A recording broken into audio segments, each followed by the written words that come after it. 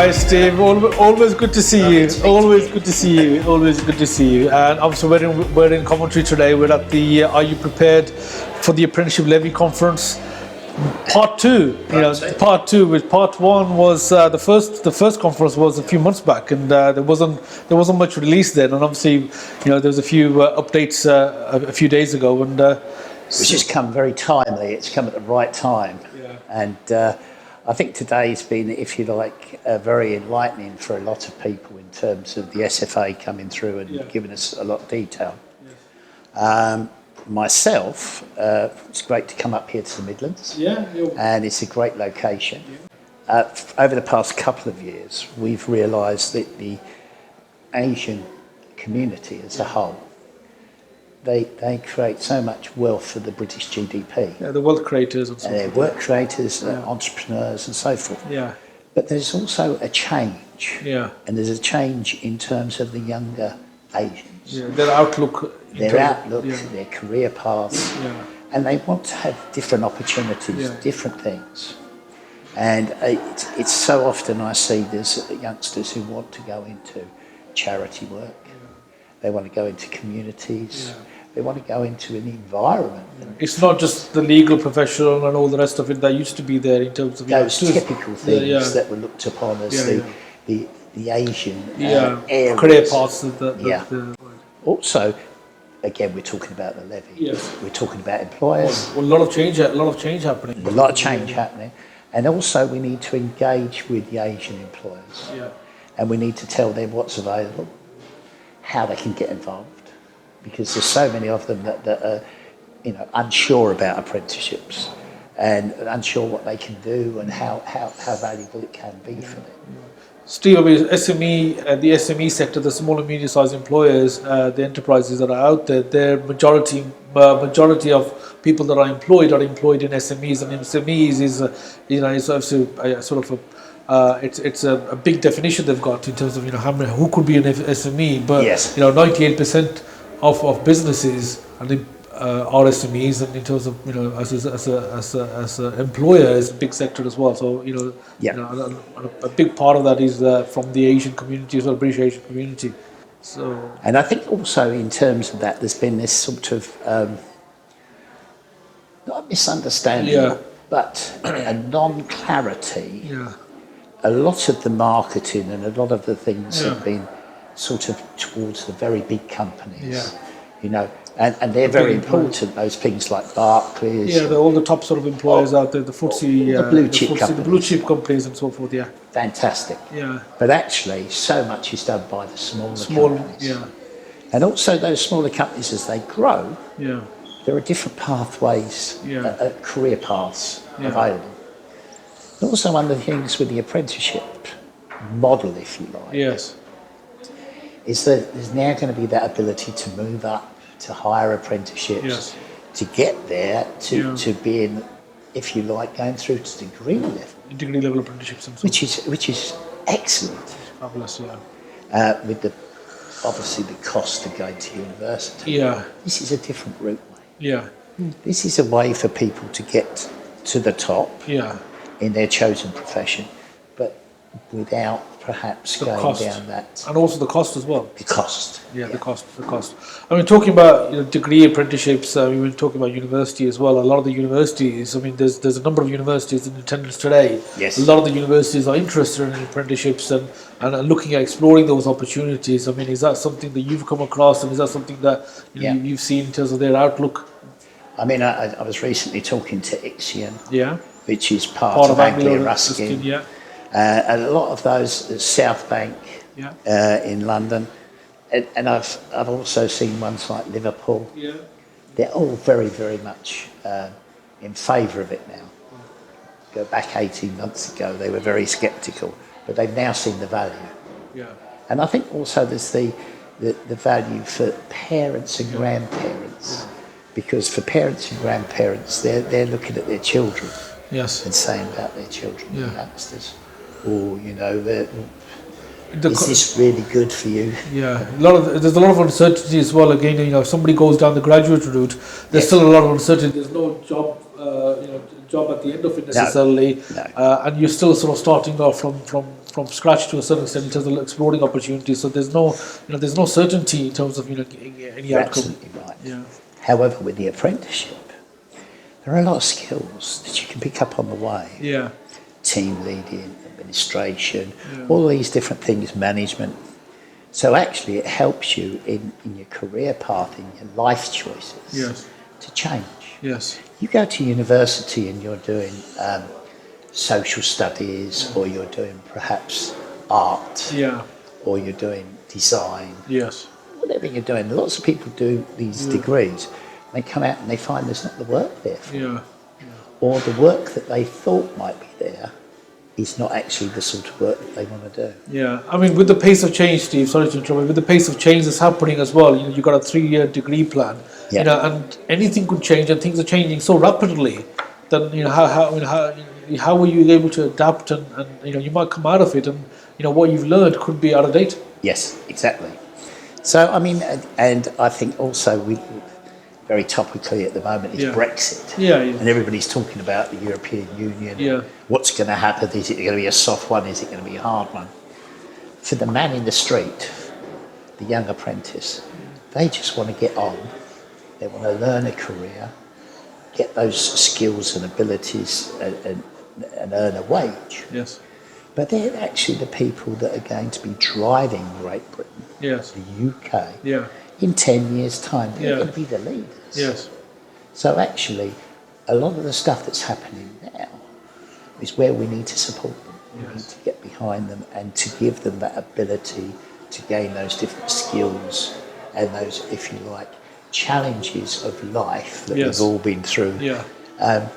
For them to actually deal with them rather than being closeted in a classroom for 100 hours.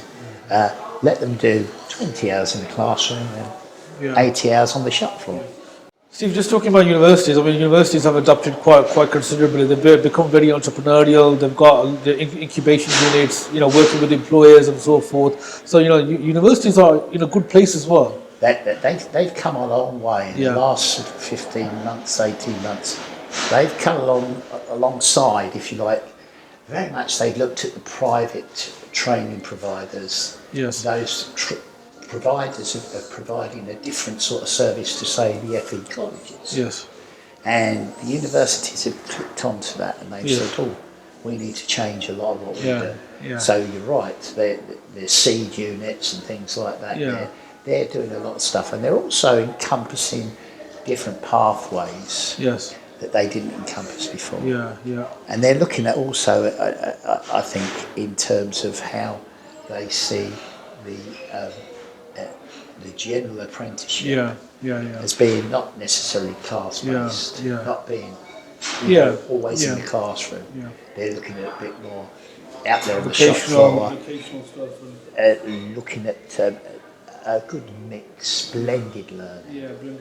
I mean, universities, particularly British universities, UK, universities in the UK have got a fantastic reputation outside internationally, and that reputation is giving them added value in terms of partnerships outside, but also e-learning as in terms of a platform, in terms of online learning and those sort of tools. And I think that, it's a lot of opportunities. I think you're right there. I mean, you talk to 100 countries around the world, they're all going to say Great Britain, UK.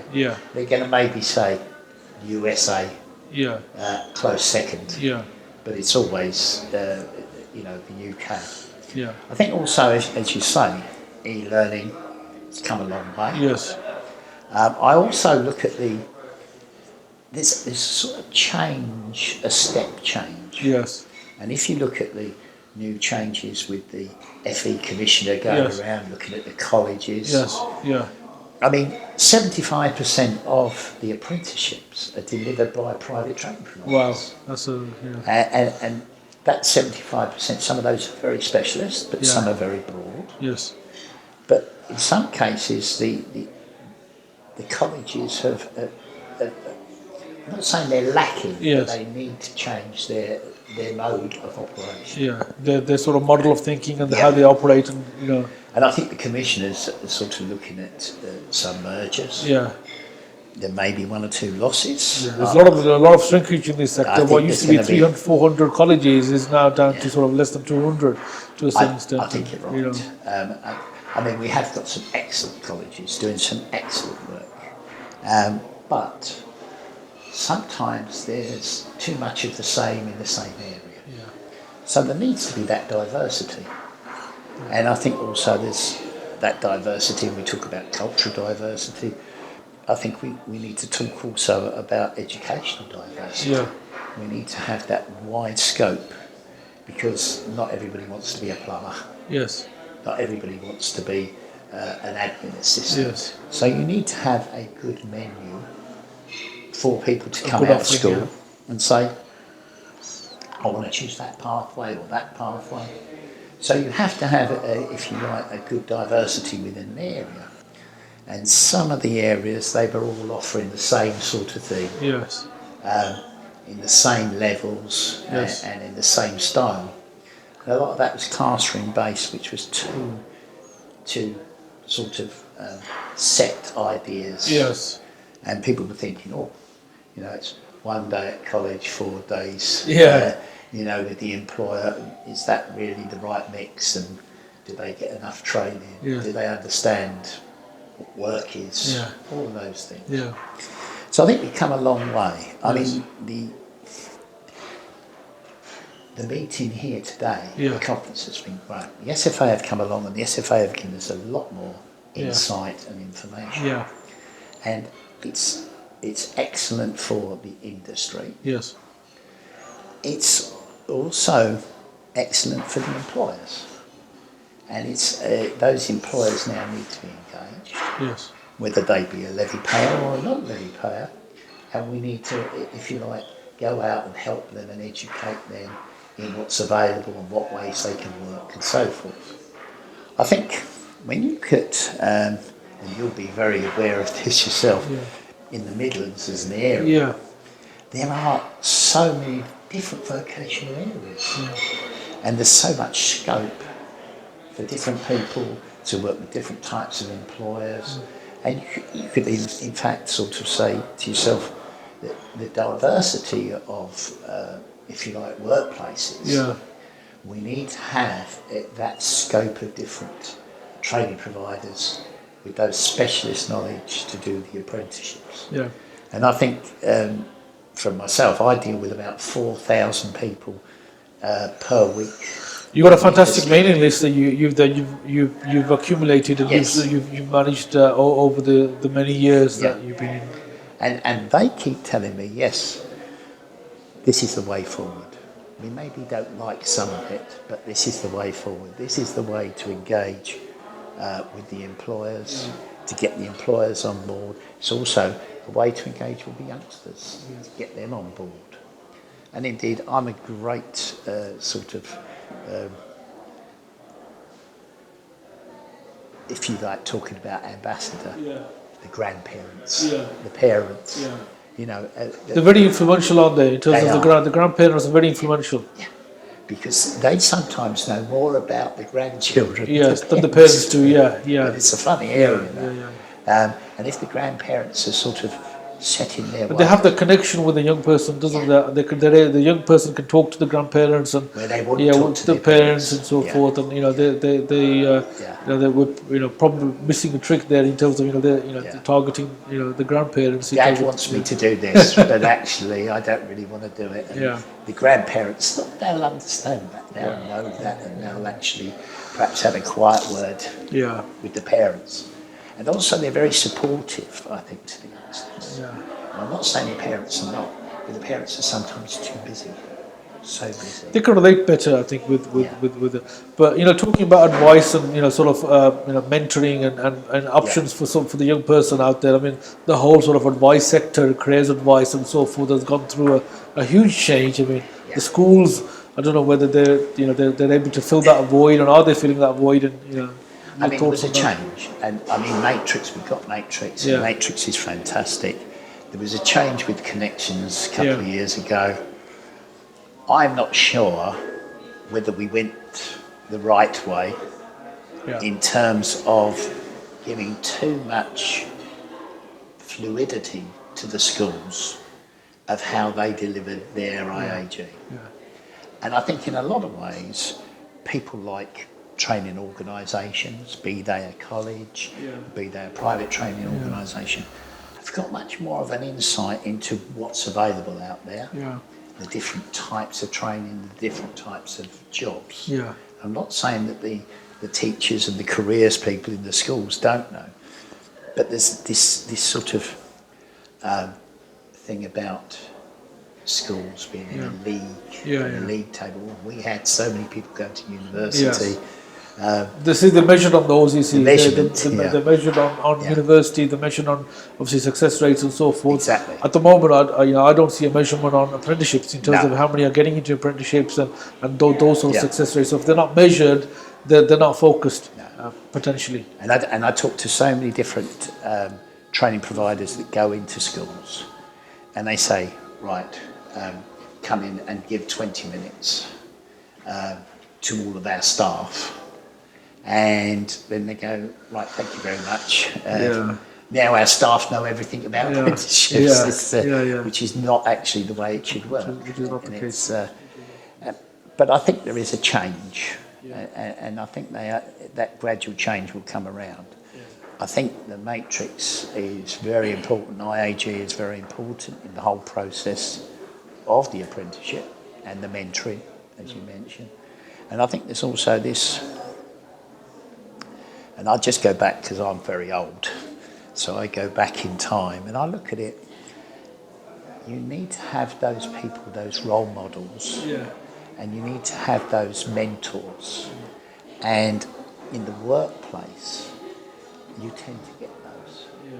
You tend to get the people who actually the foreman, the supervisor, the manager, and they can guide those youngsters along and they can take them under their wing. And okay, that they may have a little bit of a problem with something or other, they can help them and put them, back on course. Or they can perhaps say to them, well, also, yes, there's this and there's this, and it opens up a new world for that apprentice.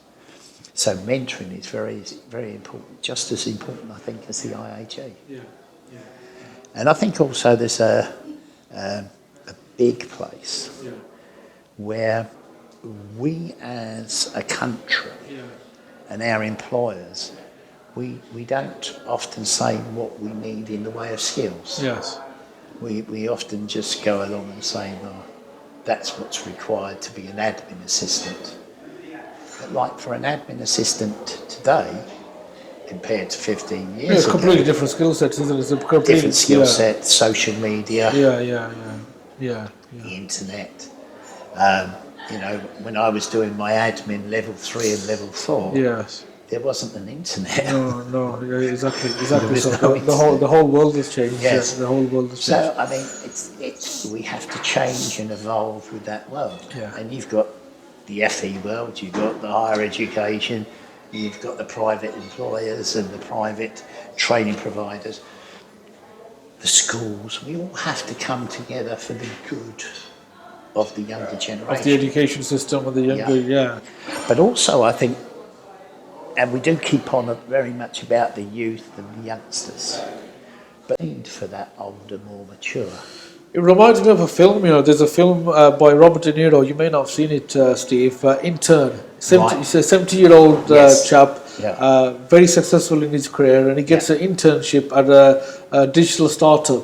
And it's a fantastic film, and there's I think there's been government priorities for over 50s previously in terms of obviously that skill set that they've got, the knowledge and so forth, because you've got a sort of a mature outlook. You've got individuals that are that have got the soft skills that sometimes they may be missing from sometimes the younger generation. And I think it's a market that all employers should be looking at in terms of particularly very open. And I think the government's put a different focus now, and going forward, I see that being a great value.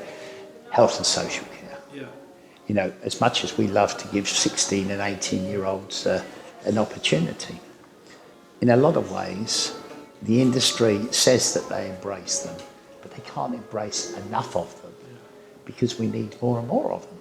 And we're looking for the 24-year-olds, the 25-year-olds that are returning to the workplace. They're very skilled. They've got knowledge. They've got abilities and skills. They maybe need updating, but they've got those basic things there. I think looking at a whole going forward, we've got a lot of opportunities. I'm very sceptical about the endpoint assessments. And I'm very sceptical for several reasons. But I'm sure that they'll become a lot clearer as we go through. I mean, there are some inconsistencies with the numbers that we'll need. There are also inconsistencies in terms of the value of the endpoint assessment. In terms of it could be a slowing down process which could affect the learning of the apprentice. I mean, you asked a question earlier on today about that in terms of the delay and so forth. You know, were you satisfied with the answer that was received? I don't think they really understood what I was saying. I mean, in terms of, for me, logically, it's a very much a learning process for the SFA at the moment. And one of the big problems is they don't understand. They understand the concept, they understand the monetary side, but they don't understand the delivery side. So if you actually say to somebody, well, you cannot actually finish your apprenticeship in under a year or under 18 months because that's what the standards say. But then you've got somebody else who will actually decide whether you're ready to be endpoint assessed. And actually you can't have that endpoint assessment until actually you've finished your apprenticeship. You're actually then into month 13 on a 12-month apprenticeship. Then, once you've had that endpoint assessment, even if you've passed, you're not going to get your actual certificate and agreement to month 14. And as a private training provider, or indeed as a college, you're not going to get paid till month 15. So there's a gap there between month 12 and month 15 of your 20% or 30% of your money. But forgetting about that aside, looking at it from the apprentices' point of view, they could be held back from actually going on to the next level, to a level 3. And it may put them off slightly in their progression route way. That they go, oh, I was going to be doing this for a year and it's now taken 14 months before I've actually finished. Because youngsters want to get on, want to achieve. So it could actually have that effect. Also, there's the effect for the employers. Because for the employers, from everything the SFA is saying, which is great, there should be an end job. And there should be that end job there for that person. So the apprentice is waiting for that end job, but they can't get that end job because they haven't finished. The employer can't give it to them because they still haven't finished. So therefore, it sort of slows down the process, both for the employer, for the apprentice, and also for the training organisation, whoever they may be. Steve, I mean, you mentioned, you've got a fantastic mailing list of organisations that that you communicate with, that you've built over the many years. I mean, there's a lot of apprenticeship training providers here today. 75-76% of all training is delivered by independent learning providers, independent training providers. Most of those have to make a decision in terms of the way forward for them as a training provider, whether they go as a supplier, as a main provider. If somebody's in between, they're sort of unsure because it's just a one chance thing that they have. And if it doesn't work for them, there's a lot of repercussions. Any words of advice on that process, and also at the same time, any sort of words of advice in terms of next year going for training providers? I mean, one of the things we thought was that people would be able to apply to be a subcontractor. And they would be able to apply to be a main prime. It seems now you can't. It seems now you can only apply for one. You could apply for another one 3 months later at the next opening. I've talked to quite a few people, and I'd say I've talked to quite a few people. Yeah. I would say I've talked to about 10 or 15 people today, but 3 in particular have said to me, actually, it might be more beneficial for me not to do apprenticeships. Really? And to do endpoint assessment. Oh, really? Because I know I'm going to get my money. I know when I'm going to get my money. Yeah. And actually, there's more need for endpoint assessors. So actually, I can be very, very solid in my business case for my company. Yeah. If you can imagine that you have a time of indecision as an employer in the training world. Yeah. You're here in November. Yeah. Going to be putting in your application. Yeah. To find out if you're going to be accepted. It's going to take a while before you you're find not out. Going to know till March. Yes. So planning, you've got 4 months where you can't actually plan 100%. Yeah. You can guess that you're going to get through, and you can guess how it's going to work, but there's no definite until March. Yeah. So for an employer who's maybe employing 50 staff, 100 staff, 10 staff even, there's decisions for you to make as an employer. Yeah. As how you're going to move forward with your own organisation. Yeah. So that does concern me. Yeah. Okay. Thank you for sharing that.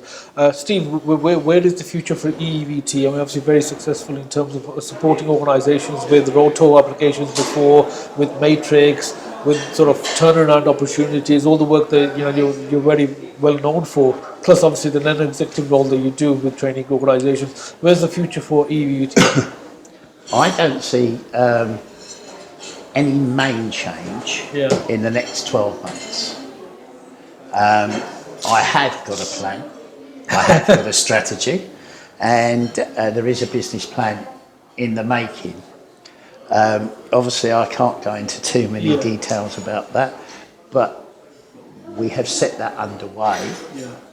It is in line with the government's new changes, and it's in line with what they're doing and how they're looking at things. But of course,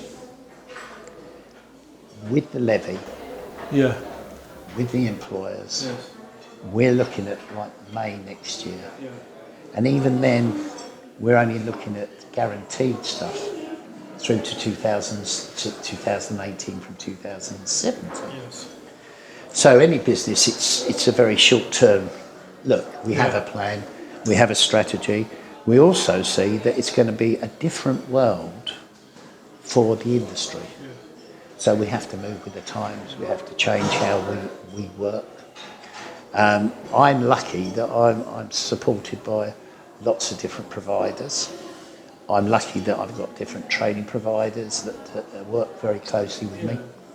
And I've got a very good team of people who work with me, and we've got about 8 different people who are specialists who work with me. That's excellent. But we're also looking at other horizons. We're looking at other opportunities, as you've got to. Yeah.